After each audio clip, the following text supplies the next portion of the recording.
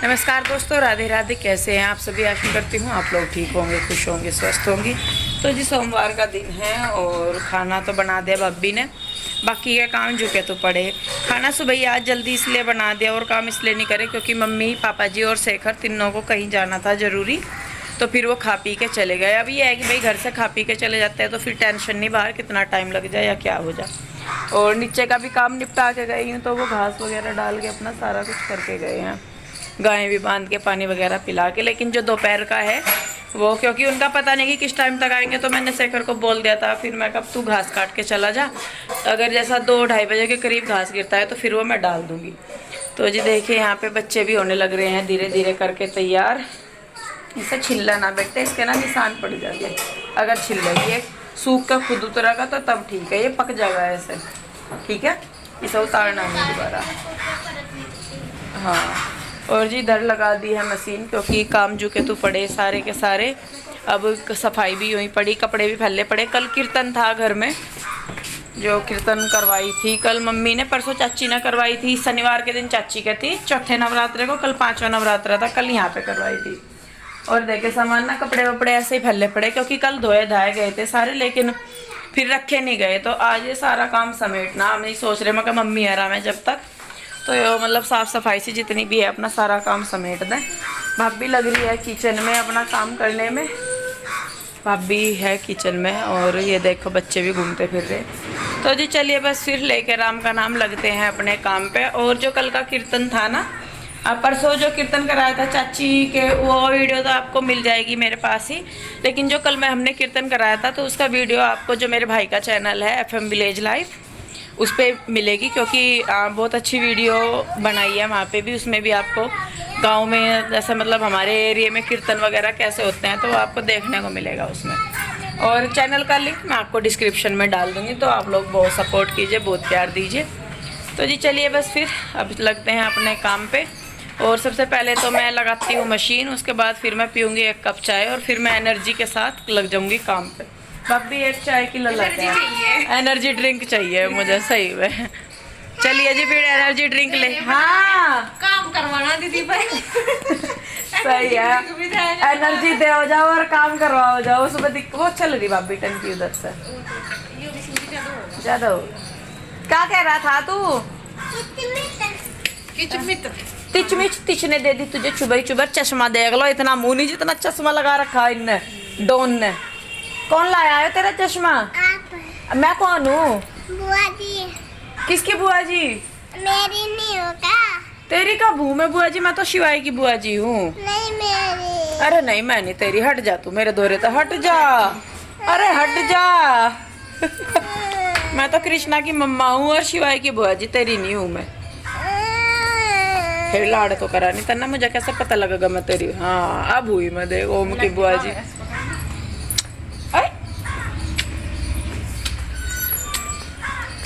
बनू ही लगे रहेंगे ना। चलिए जी बस फिर लगते हैं अपने काम पे। तो अब IPL देखे ही नहीं बल्कि अपने ओपिनियन दे के काफी सारे प्राइज भी जीत सकते हैं, वो भी lotus365.in पे। यहाँ बहुत सारे क्वेश्चन रहेंगे, जैसे कि कौन मैच जीतेगा या फिर टॉस कौन जीतेगा, और इसी तरह के 50 से भी ज्यादा क्वेश्चन में आप अपना ओपिनियन बता के काफी सारे प्राइज जीत सकते हैं। lotus365 पे जाके रजिस्टर कीजिए और पाइए 365 रुपए का बोनस। यहाँ आपको मिलता है 1 to 1 24 आवर्स कस्टमर सपोर्ट, और यहाँ खेलते हैं 10 मिलियन से भी ज्यादा यूजर। यहाँ क्रिकेट के अलावा आपको 200 से भी ज्यादा क्वेश्चन मिलते हैं जिनमें आप अपना ओपिनियन दे सकते हैं और जीत सकते हैं बहुत अच्छे अच्छे प्राइज। नवाजुद्दीन सिद्दीकी, उर्वशी रौतेला, सुनील शेट्टी, काजल अग्रवाल, नेहा शर्मा और ऐसे ही बड़े बड़े सेलिब्रिटी इनके ब्रांड एम्बेसडर है। तो फिर देरी मत कीजिए और डायरेक्ट रजिस्टर कीजिए lotus365.in। तो जी लग गए हैं काम पे, मैं और भाभी दोनों। तो दोनों ही मिल बांट के करेंगे। जैसा कि बताया, मम्मी और पापा जी जा रहे थे कहीं पे और शेखर भी तीनों ही गए थे काम से। और मेरी आवाज़ आपको थोड़ी सी ख़राब लग रही होगी। असल में जब भी मैं यहाँ पे आती हूँ ना मायके में, तो पानी की वजह से मेरी आवाज़ जो है वो बैठ जाती है, और कोई रीज़न नहीं है। लेकिन बस पानी के ही इस्तेमाल से पता नहीं क्या होता है कि आवाज़ वो बैठ जाती है और ये ऐसा फटे बैंड जैसी हो जाती है। तो यहाँ पे देखिए जी, कपड़े मैंने डाल दिया मशीन में, उधर भाभी ने बना दी है चाय। तो कुछ मैं गले की वजह से भी चाय जो है वो बार बार ले रही हूँ, मतलब बार बार भी नहीं, लेकिन मेरा गला जो है चाय पी के फिर थोड़ा सा ठीक हो जाता है, तो इसीलिए भी मैं पी रही थी। तो भाभी को पता भी है कि भाई मैं पीती हूँ और भाभी का भी व्रत है, तो भाभी चाय पी रही हैं, मतलब अपनी चाय ले रही, मैं अपनी। और आप लोग मुझे कुछ कमेंट करके ही पूछ रहे थे कि मैं जो है खाट के पैर वाली साइड क्यों बैठती हूँ, मैं सिरहाने वाली साइड क्यों नहीं बैठती। देखिए जी, ज़्यादातर जितने भी लोग हैं मेरी फैमिली में या वैसे, सब मुझसे बड़े ही हैं और मेरा पता ही नहीं क्यों होता ही नहीं, चाहे मैं अकेली भी बैठी हूँ तो मैं मोस्टली पैरों वाली ही साइड बैठती हूँ, बीच में या ऊपर की तरफ मैं बहुत कम बैठती हूँ, क्योंकि वो आदत ही नहीं है। वही है हमेशा से दिमाग में कि भाई नहीं, सिरहाने पे बड़ा बैठेगा कोई, तो इसीलिए मैं हमेशा पैरों की वाली साइड बैठती हूँ। ऐसा नहीं है कि कुछ उसमें टोने टोटके वाली बात है कि पैरों वाली साइड बैठ के कुछ और होता है। तो बस वो एक है कि मैं स्टार्टिंग से ही पैरों वाली साइड ही बैठती हूँ, चाहे मैं यहाँ पे हूँ पिंजौर में या अपनी ससुराल में या कहीं पे भी। तो वही एक आदत मुझे पड़ी हुई है। तो मम्मी है, सास है, मेरी भाभी है, कोई भी, सारे ज़्यादातर मुझसे बड़े ही हैं, तो इसीलिए बस मैं ज़्यादातर पैरों वाली साइड ही बैठती हूँ, खाट पे, बेड पे, बिस्तर पे, कहीं पे भी हो। तो जी एक रीज़न है, बाकी और कोई नहीं है। तो देखिए बस यहाँ पे कपड़े कुछ मैंने निचोड़ दिए हैं, कुछ मैं निचोड़ रही हूँ, भाभी अपना किचन का समेट रही हैं, जो थोड़ा बहुत काम रह गया है। उसके बाद आज हम दोनों लगेंगे ननंद भावज सफाई में।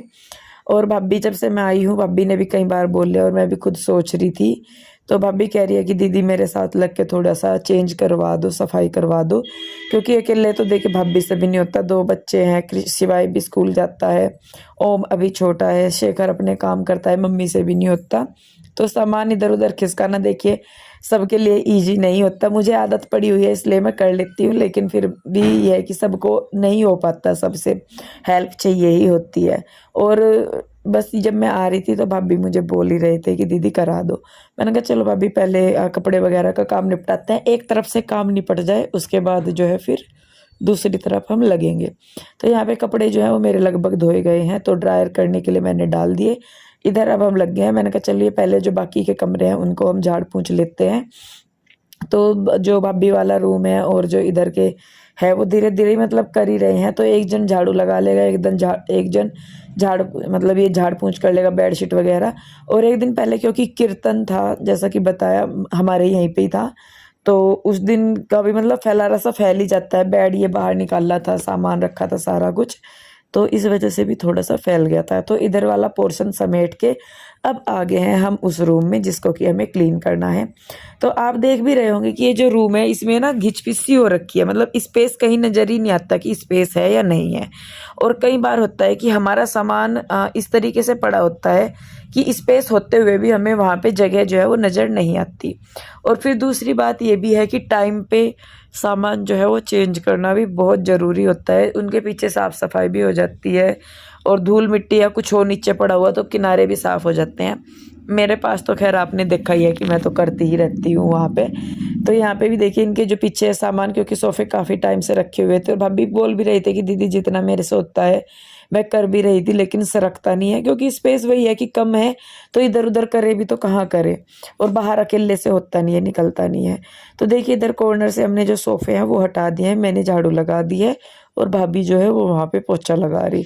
तो थोड़ा थोड़ा सा स्पेस निकाल के हम यहाँ पे सफाई कर रहे हैं कि सामान इधर से इधर किया, फिर उस साइड सफाई कर दी, फिर उधर से सामान उधर सरका, फिर उस साइड सफाई कर दी, झाड़ू लगा दी, पोछा लगा दिया, तो तभी जाके होता है। और देखिए मुझे लग रहा था कि जो दीवान है वो कमरे में एक्स्ट्रा है, और अब यहाँ पे जो है ये शेखर जो काम करता है, कंप्यूटर टेबल भी उसकी रखी हुई है।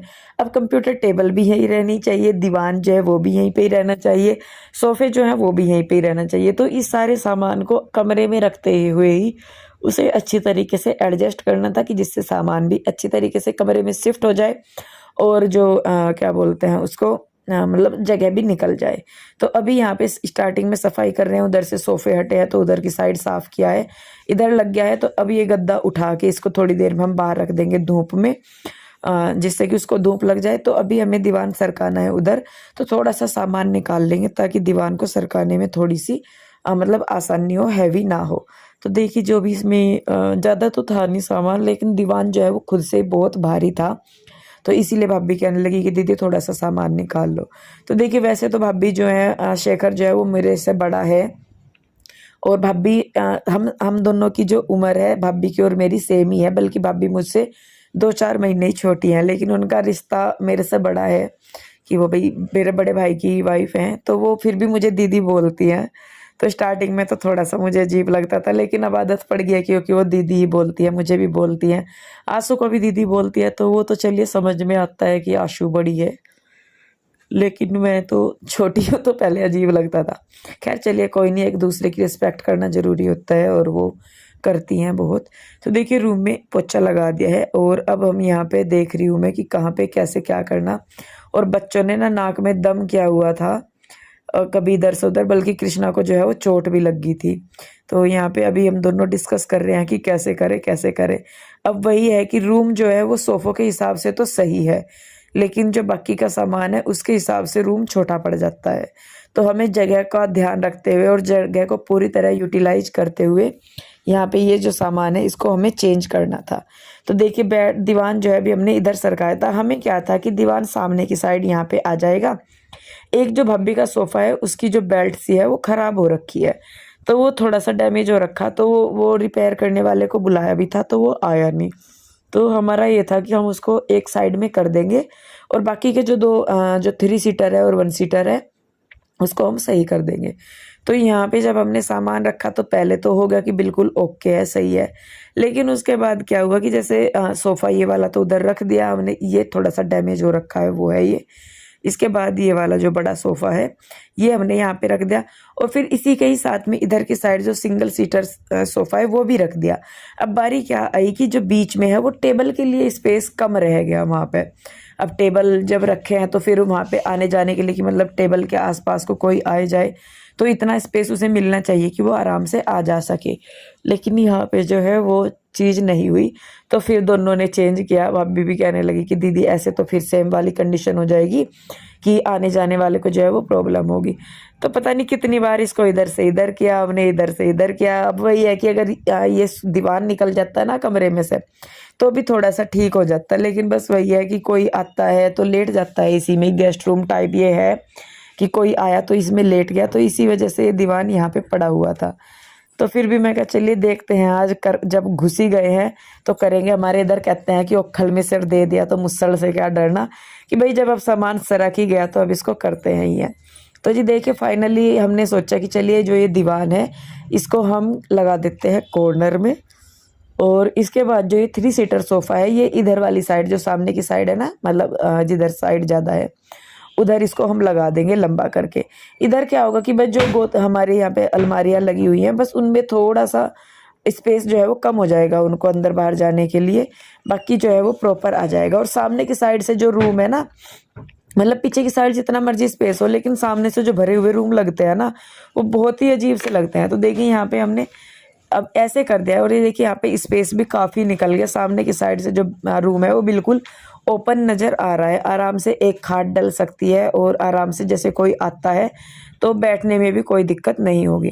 तो 3 सीटर जो है वो हमने इधर वाली दीवान के बराबर में लगा दिया है, और जो ये 2 सीट मतलब सिंगल के 2 हैं ये हमने लगा दिए हैं। जो थोड़ा सा डैमेज सोफ़ा है उसको हमने कॉर्नर वाली साइड लगा दिया है, जो सही है वो इधर लगा दिया।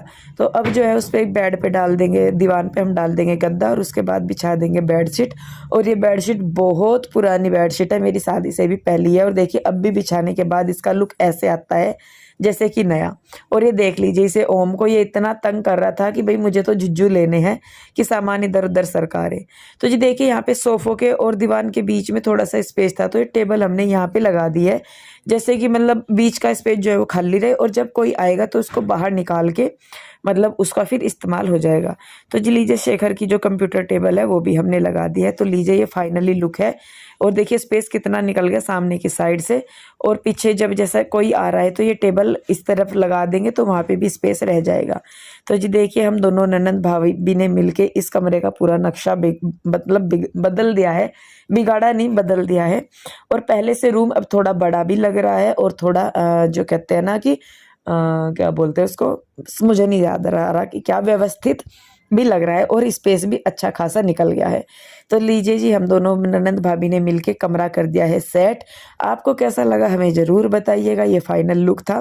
वीडियो कैसा लगा ये भी ज़रूर बताइए। अच्छा लगा है तो इसे लाइक करें, शेयर करें, कमेंट करें। सब्सक्राइब नहीं किया है तो कर ले। फिर मिलते हैं एक और नई वीडियो के साथ। आप लोग अपना बहुत ध्यान रखिए। खुश रहिए, स्वस्थ रहिए। मिलते हैं जल्दी, तब तक के लिए राधे राधे, बाय बाय।